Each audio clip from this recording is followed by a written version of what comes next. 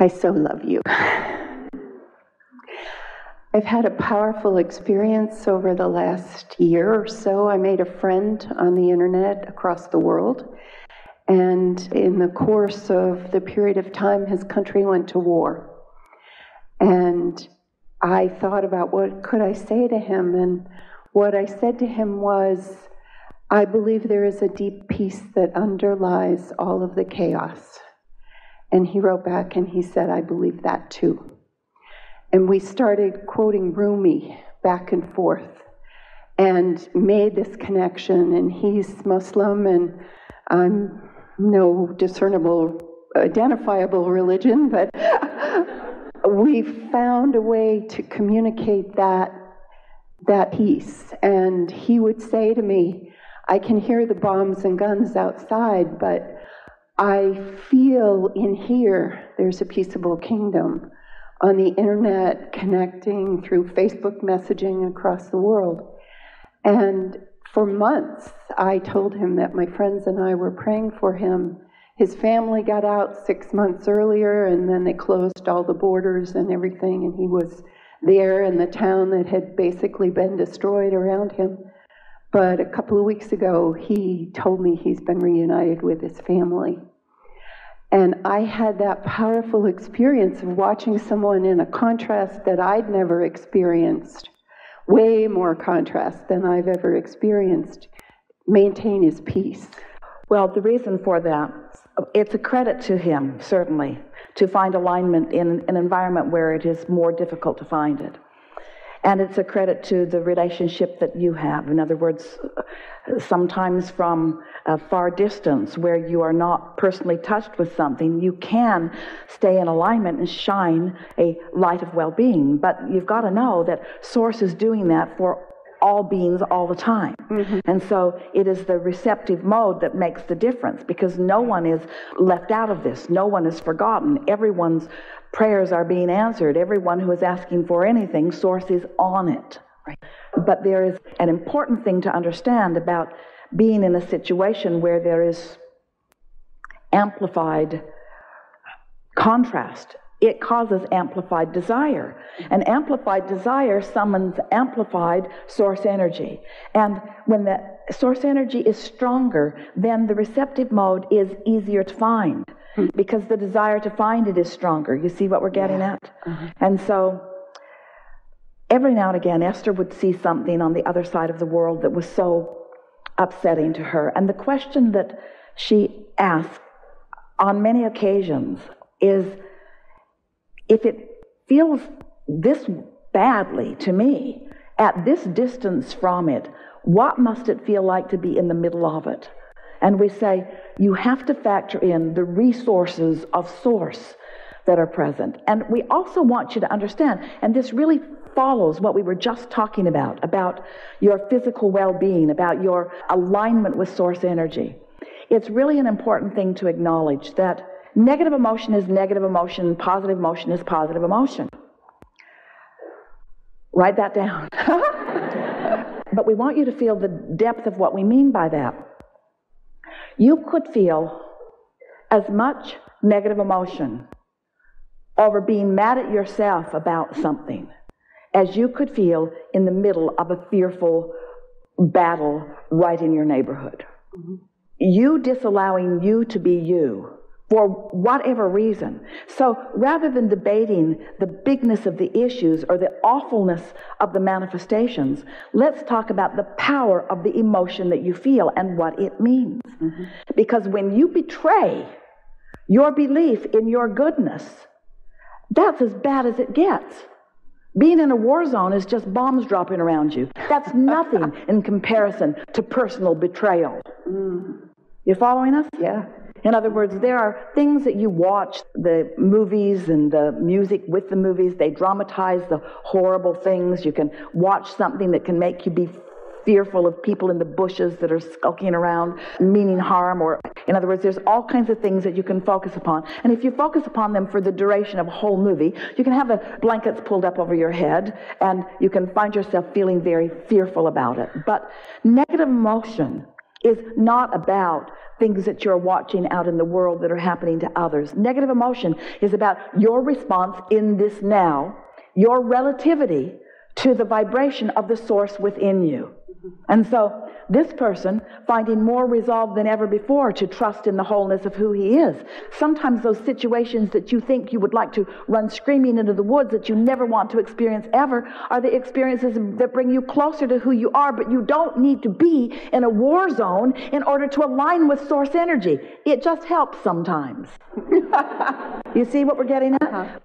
Something about being in a war zone makes you focus upon the importance of your life. We would like you to focus upon the importance of your life in a peace zone. We would like you to focus upon the importance of your life while you're having breakfast with your children. We would like you to focus upon the importance of your life when you're having thoughts about yourself in your now. We would like you to feel how important you are out here on this leading edge. It matters that you're here, and what you're considering matters. And the things that you put into the vortex through the gestation of life matters. And the attention of Source and all who've been before upon what matters to you matters. And it matters to you how much you allow that energy to flow to you and through you about these things that are important to you. Instead of getting together in groups and trying to identify the important topics, let's talk about what's really important. War is really more important than what we're having for dinner. And what we're having for dinner is really more important than the scarf that you've found that you really like and that you are enjoying. In other words, and we say, don't measure it by its human, see it, hear it, smell it, taste it, touch it comparison. Everything must be understood through the comparison of the relationship between the way you're seeing something and the way Source is seeing something.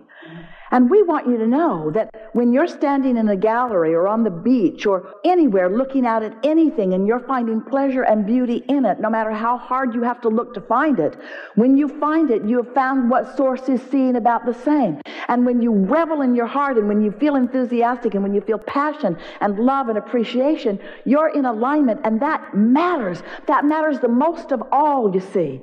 It's not the subject matter and the hierarchy that has been defined in its human manifested form. It's the alignment which then brings about the emphasis and the evidence of the alignment that you have found.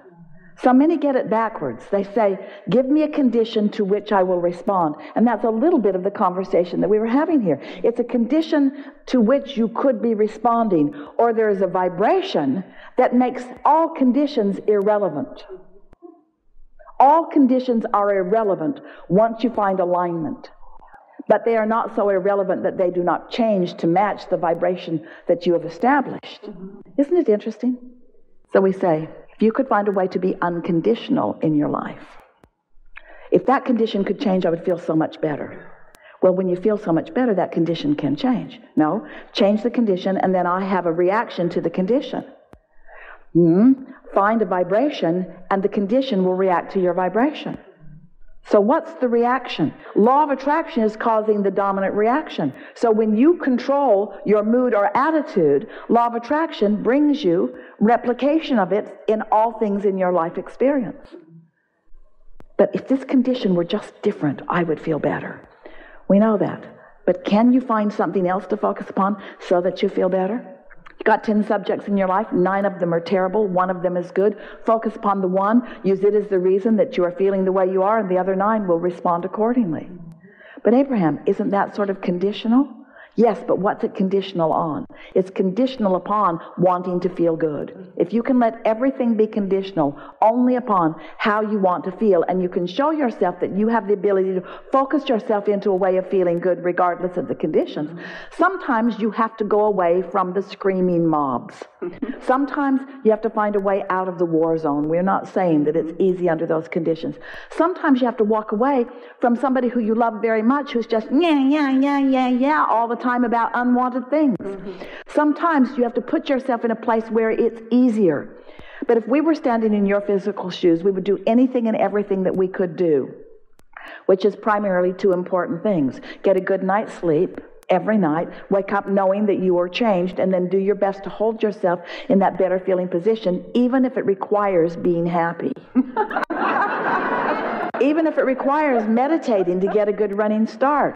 Even if it requires hanging around with those that make it easiest to do it. Give yourself an opportunity to get that good feeling momentum going, and then watch what happens. Most important, we say this to you because we can feel you collectively. We know who you are. Let us give this to you, to those of you who have gathered here. Stop relitigating your past. Stop standing in your now wishing you'd done it different or regretting that you did something different. Just let that go, because as in your now you are regretting something then, you're not getting yourself into alignment now, which is all that matters. You've got to give yourself a break. You've got to give up the battle. You've got to love yourself anyway. There isn't anything that you could have done that makes it important for you to hold yourself against or away from the love of source energy. In other words, just give in to it. Surrender to your goodness. Accept it. And stop taking the word of others or even your own condemnation about things. Just let it go. And watch how in your now you will be filled with all of the clarity that is surrounding you. And life will go on feeling really, really, really, really good. It is our promise to you that if you were not magnificent creators, you would not have come into this body in this time. If you did not know the power and the perfection of the delicious contrast that surrounds you, you would not have chosen this time to be focused into this environment. If you did not know that from this you would create a magnificent vibrational reality, and if you did not know that that vibrational reality could be witnessed by you as full manifestation, you would not be here. But you are here. You're here for all of that wonderful experience, you see. So stop sifting and sorting the manifestations so diligently, and instead reach for this vibrational world, this vibrational alignment, and look through the eyes of Source for just a little while, and remember who you are and why you're here. You're not here to fix stuff. You're not even here to learn stuff, although you can't help it. You're here for the joy of being here. You're here to experience that sweet spot where you've mixed it all up, you've asked and asked and asked, you've got it in the vortex, it's right there for you to receive. You're here for the impulse of desire. And then you're here to watch that desire turn to a thing by your steady allowance. Not your steady guidance, your steady allowance. And how do you allow the good stuff that you've already queued up, that you deserve and that you want? How do you allow it to come? By knowing that you're good and by allowing it to come, and by no longer pointing the finger at you or anyone else that is preventing you from allowing it to come. You see, life is supposed to be fun. It's supposed to feel good to you. It's interesting how you've gotten to such a work mode. We say to you, the basis of life, it's a triad of intentions that you were born with, of freedom and growth and joy. Freedom is the basis of your experience. You are so free that you can choose bondage.